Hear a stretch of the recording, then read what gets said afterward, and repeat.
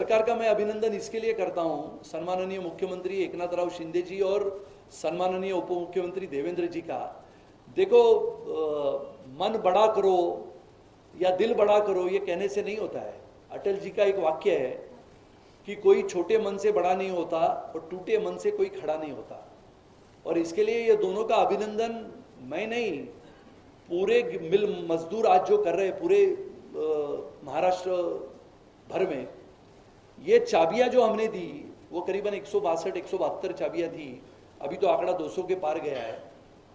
ये 3,894 लोगों की लॉटरी चली, बॉम्बे डाइंग और हमारे श्रीनिवास मिल की, यानी बॉम्बे डाइंग है नायगांव में, श्रीनिवास मिल है लोअर परेल में, जिसको हम जानते हैं कमला मिल के बाजू में है, फिनिक्स से थोड़ी दूर के अंतर पे है।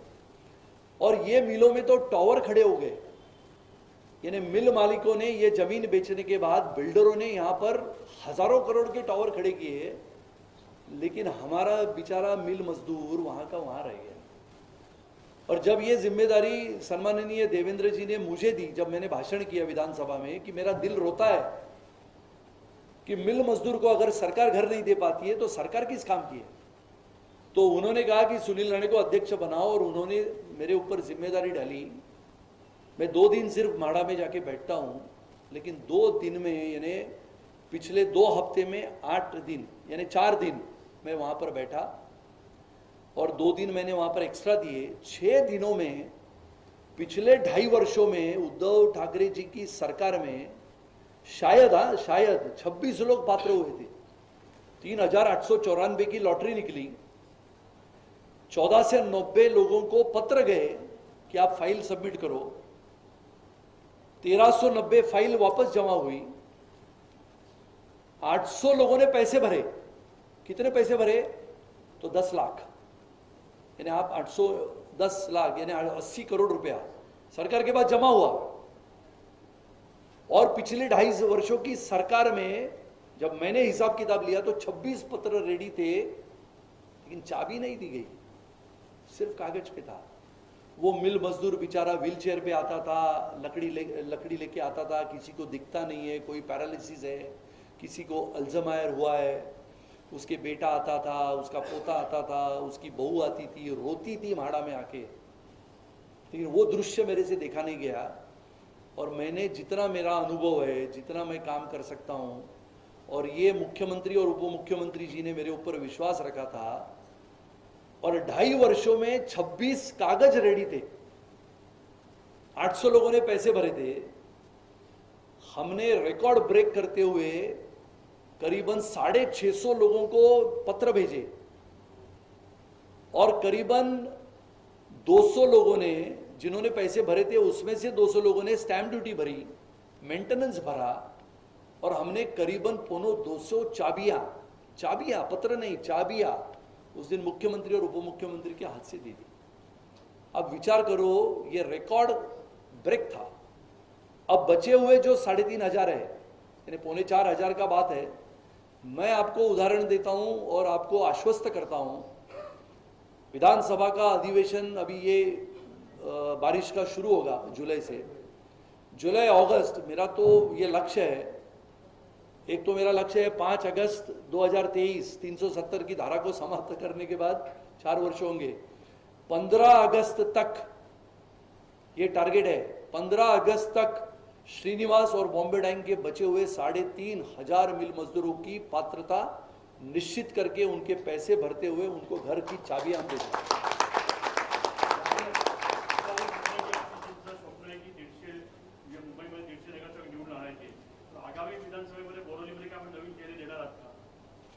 ते माझ्या हातात नाही, विधानसभेमध्ये चेहरा पाहिजे की महानगरपालिकेत पाहिजे? हां, त्याच्यामुळे कोणी चेहरा कोणी द्यायचा तसं तुम्ही काही मागणी करू शकता। त्याच्यामुळे कोणी कुठचा चेहरा द्यायचा हे पक्षाचं असतं। त्याच्यामुळे आशिषजींनी केलेल्या विधानाला माझं समर्थन आहे। आणि महानगरपालिकेमध्ये भारतीय जनता पार्टी आणि शिवसेना एकनाथराव शिंदेजी आणि देवेंद्रजींच्या नेतृत्वामध्ये निश्चितपणाने महानगरपालिकेमध्ये आपला महापौर बसवण्याचं काम देवेंद्रजी आणि म्हणजे भारतीय जनता पार्टी जर म्हटलं तर देवेंद्रजी आणि मुंबईचे अध्यक्ष म्हणून आशिषजी, पण एकत्र म्हटलं युती म्हणून तर सन्माननीय एकनाथराव शिंदेजी आणि देवेंद्रजींच्या नेतृत्वामध्ये महानगरपालिकेच्या निवडणुका लढल्या जातात.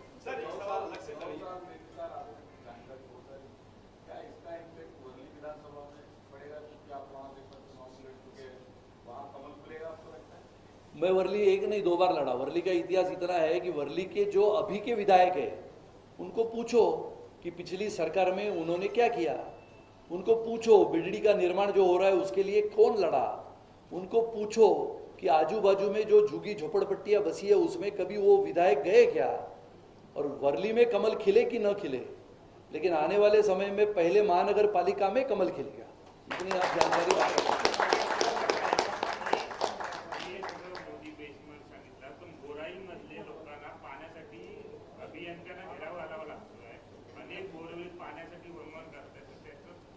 आता विषय असा आहे की पिण्याच्या पाण्याच्या प्रश्नावर तुम्ही जर पेपर उघडून बघितला तर संपूर्ण मुंबईमध्ये स्थिती आहे. लोकसंख्या बेसुमार वाढते आहे. एका पक्षाच्या मोठ्या नेत्याने त्याच्यात वक्तव्य केलंच आहे आणि त्यामुळे पिण्याच्या पाण्याचं दुर्भिक्ष विशेष करून गोराई गावामधलं जे तुम्ही म्हणता तर त्याच्यासाठी अनेक योजना आपल्या सरकारने आता दिल्या आहेत, त्या कार्यान्वित होतील. पण तुम्ही एक गोष्ट लक्षात घेतली पाहिजे की गोराई असेल, मनोरी असेल, कुलवेम असेल, किंबहुना उत्तनपर्यंत असेल, मग मार्वे, मड, आक्सा, त्याच्यानंतर एरंगळ या सर्व पट्ट्यामध्ये लोकसंख्या वाढली की नाही? तर वाढली. आपल्या आदरणीय रामभाऊ नाईकांनी समुद्राच्या खालून पाईपलाईन आणली, त्याला तर 20 वर्ष झाली. मग मनोरीपासून गेलेली पाईपलाईन ही गोराई गावापर्यंत गेली. मग मनोरीपासून जर गोराई गावापर्यंत तुम्ही बघितलं तर गेल्या 23 वर्षामध्ये लोकसंख्या वाढली, हॉटेल्स वाढली. मग आता मी त्याच्या अधिकृत आणि अनधिकृतमध्ये जात नाही. मग पाणी कुठे गेलं? जे पाणी कामगार म्हणजे गोरगरीब जनतेला जायला पाहिजे, गावकऱ्याला जायला पाहिजे, ते हॉटेलवाल्यांनी पळवलं. मग याच्यावर कारवाई केली तर चालेल का तुम्हाला? मग पाणी मिळेल. त्याच्यामुळे पाणी पाहिजे असेल तर सर्वे करा, पाणी कुठे चाललंय, आणि निश्चितपणाने पाणी वाढवण्याचं काम हे महानगरपालिका करेलच, नवीन पाईपलाईन देईल. पण म्हणून सुविधा द्यायची गोष्ट आहे, म्हणून तुम्हाला विकास नको असं कधी चालेल? म्हणजे एका बाजूला बेसुमार झोपडपट्टी वाढायची, एका बाजूला बेसुमारपणाने अनधिकृत बांधकामं वाढायची, पिण्याच्या पाण्याच्या दृष्टीने 1 मीटर आणि 10 कुटुंब, हे कसं चालू शकेल? त्याच्यामुळे नागरिकांनी सुद्धा संयम ठेवला पाहिजे, नागरिकांनी सुद्धा नियम पाळले पाहिजे, नागरिकांनी सुद्धा पाण्याच्या बाबतीमधलं दुर्भिक्ष असताना पाणी जपून वापरलं पाहिजे. सरकार महानगरपालिका निश्चितपणाने करेल, पण त्याला सुद्धा वेळ लागतो. आणि त्याच्यामुळे सुनील राणे आले आणि चमत्कार घडला तर माझा मोठा भाऊ अल्लाउद्दीन नाही आणि माझ्या हातात जादुई चिराग नाही. त्याच्यामुळे इतक्या वर्षामध्ये जे घडलं होतं त्याला मी पुढे नेऊ शकतो, जे घडलं नाही त्याची सुरुवात करू शकतो, पण अचानक खांद्यावर पाईप घेऊन तिथे नेऊन टाकू शकणार नाही. त्याच्यामुळे काही गोष्टी या संयमाने, काही गोष्टी या विचाराने आणि काही गोष्टी या वास्तविकतेने केल्या पाहिजे. एक सवाल है कि पंतप्रधान नरेंद्र मोदी जी की कहना है कि भारत स्वच्छ इंडिया हो, साफ सफाई हो, लेकिन कहीं कहीं बात आती है शौचालय को लेकर. कहीं शौचालय को तोड़ दिया जाता है तो 8 महीने 9 महीने हो जाते हैं, आम जनता जाएगी का? और सर बात आती है कहीं अगर प्लास्टिक की जिस तरह से वैन आती है उसमें शौचालय की बात आती है तो कहीं सीढ़ी नहीं जाती है. ऐसे कई मुद्दे भी हैं सर, इस पे अभी ऐसा है, शौचालयों के निर्माण, अभी शौचालय तोड़ना बनाना ये सब महानगरपालिका का काम है. पहली बात ऐसी है कि देखो, जिस देश का नागरिक सुशिक्षित और जिस देश का नागरिक अकाउंटेबल और रिस्पॉन्सिबल होता है वो देश प्रगति करता है. हम अभी ये पानी का बॉटल है, ये पीते हैं छोड़ देते हैं, या हम ट्रेन में पीते हैं डाल देते हैं. अभी आजकल हम देखते हैं तो डस्टबिन है तो हम डालते हैं. आप विदेशों में जाते हो तो हम लगातार इसको खीसे में रखते हैं फिर, क्योंकि वहाँ पर हमें दंड होता है, फाइन होता है. तो मुझे लगता है कि ये बातें होती रहती है. नागरिक और आज की पीढ़ी अगर ये सीखेगी तो भारत निश्चित रूप से स्वच्छ बनेगा. आदिपुरुष के बारे में सर, किसके? आदिपुरुष फिल्म जो आई है अभी, हाँ, उसमें जो भाषा यूज की है, 2 तरह की बात की है, राम और सीता की बात हो रही है, क्या कहेंगे कि बीजेपी सपोर्ट कर रही है आदिपुरुष को भी? अभी ये गटर वाटर मीटर से मेरा छुटकारा हो जाए तो मैं आज जाके ये फिल्म देखता हूँ. खूप चांगलं काम केलं, परंतु त्यांनी पैसे भरले आम्ही तारणदार म्हणलं किंवा अगोदर आणून म्हणलं, पण त्यांना कागदोपत्री म्हणून मिळाला, हातात नाही मिळाला. मग तुम्ही त्यांच्यासाठी तेच सांगितलं ना मगाशी मी की ज्यांना कागदोपत्री मिळालंय ना असे सगळे कागदोपत्री मिळाल्यानंतर त्याच्यात दोन गोष्टी असतात. एक तर स्टॅम्प ड्युटी भरायची असते, तर काही लोकांची स्टॅम्प ड्युटी राहिली आहे, त्यांनी पैसे भरले आहेत स्टॅम्प. आता आपण तीच 800 पत्र काढली आहेत आता. त्यामुळे सगळ्यांत तुम्हाला असा एकही गिरणी कामगार कुठे आढळला माझ्याकडे घेऊया. मुझे लगता है धन्यवाद.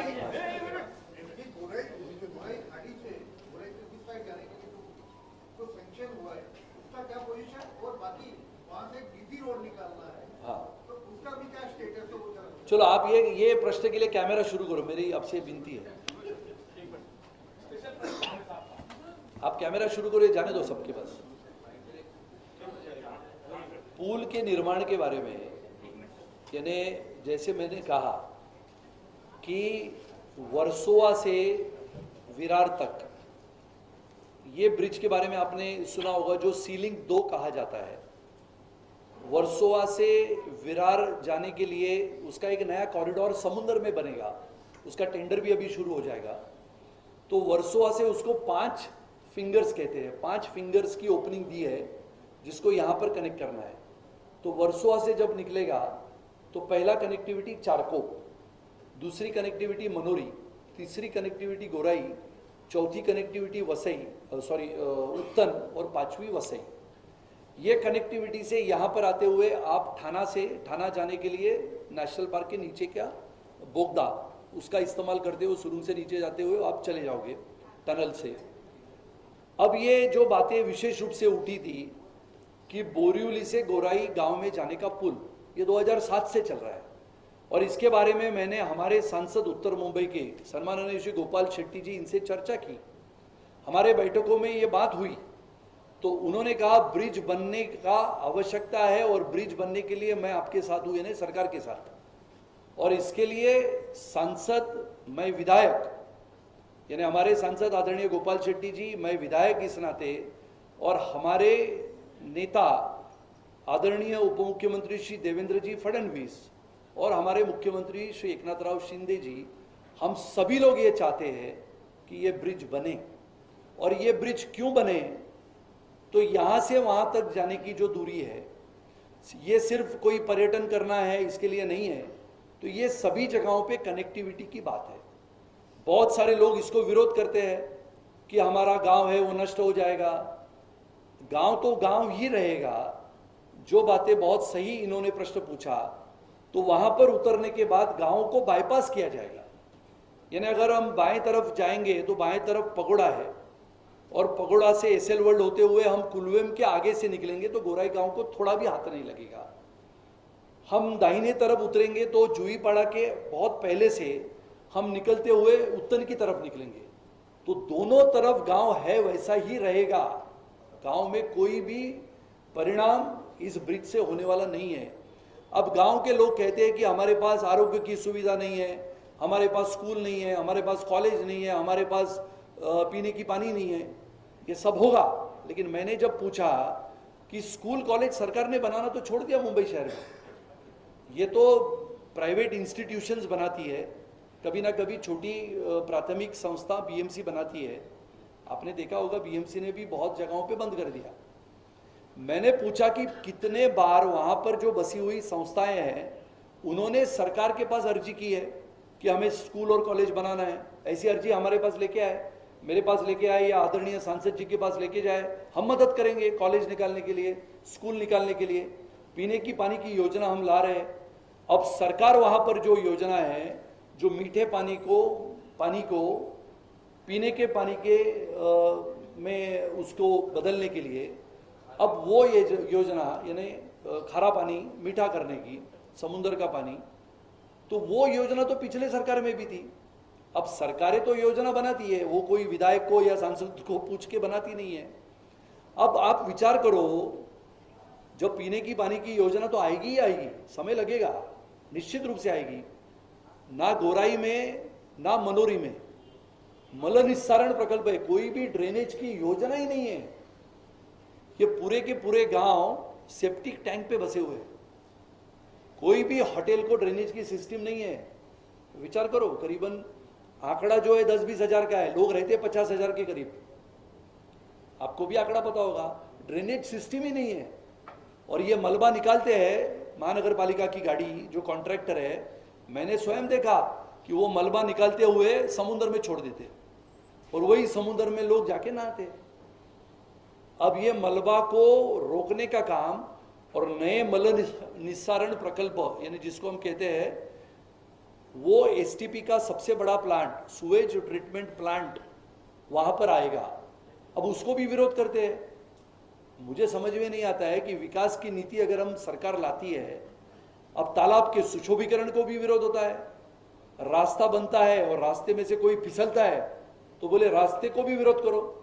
यानी विरोध की नीति से देश की विकास नीति में बाधा डालने वालों के लिए भी एक नया कानून प्रस्तावित होने जा रहा है। जैसे अनधिकृत बांधकामों के बारे में मैं पूछना चाहता हूं, क्या अनधिकृत बांधकामों के लिए हमने कोई कानून नहीं? कानून है। गडकरी जी लगातार कहते हैं कि अनधिकृत बांधकाम अगर सरकारी जमीन पे हो तो निष्कासित किया जाना चाहिए। तो सरकारी जमीन आपको अगर चाहिए कुछ कामों के लिए, हॉस्पिटल के लिए, तो आपने बनाना चाहिए, सरकार के पास जाना चाहिए, मांगना चाहिए, सरकार देती है। लेकिन सरकार की जमीन ये हमारी है और हम करें वो कायदा, ये तो कोई तालिबान नहीं है, ये देश है और ये देश आधुनिकता से आगे बढ़ता है।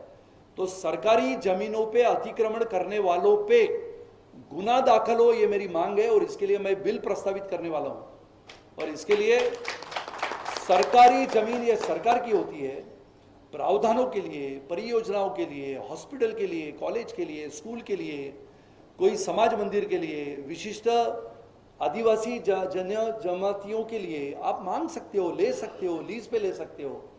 लेकिन जहां पर दिखी सरकार की जमीन मेरी है, मैं चाहे वो बांधूं, ऐसे अपने देश के कानून में नहीं चलेगा। इसके लिए संसद, विधायक और सरकार बोरीवली से गोराई ब्रिज बांधने के लिए एक ही प्लेटफॉर्म पे खड़े हैं। आने वाले समय में ये ब्रिज का निर्माण शुरू होगा।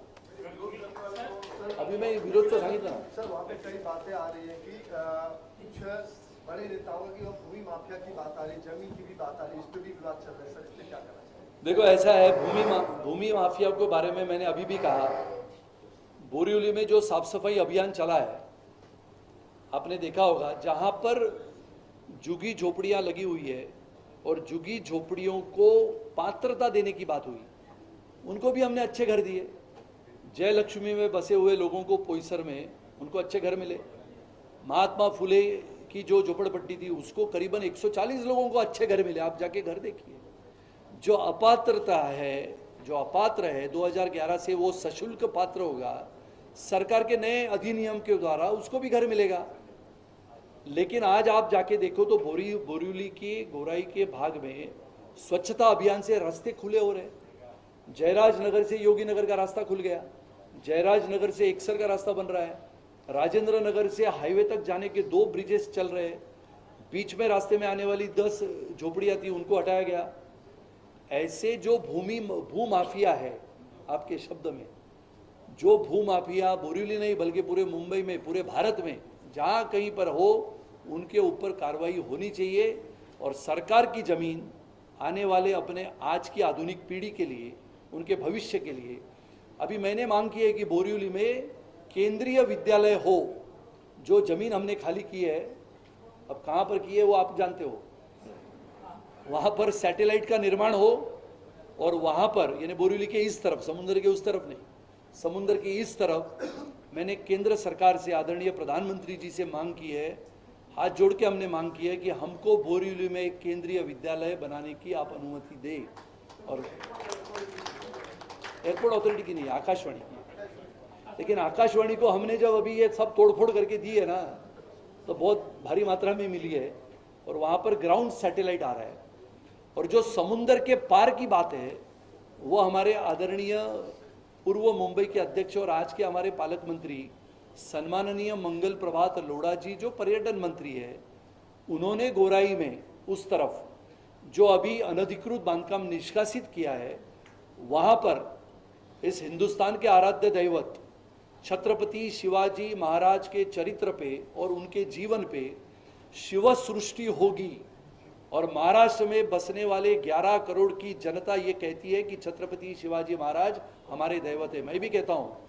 और अगर हम बुराई की उस तरफ अगर छत्रपति शिवाजी महाराज की विचारधारा के ऊपर, चरित्र के ऊपर, जीवन के ऊपर आने वाली पीढ़ी के लिए शिव सृष्टि अगर करना चाहते हैं तो आने वाला समय देखेगा कौन कैसे विरोध करता है।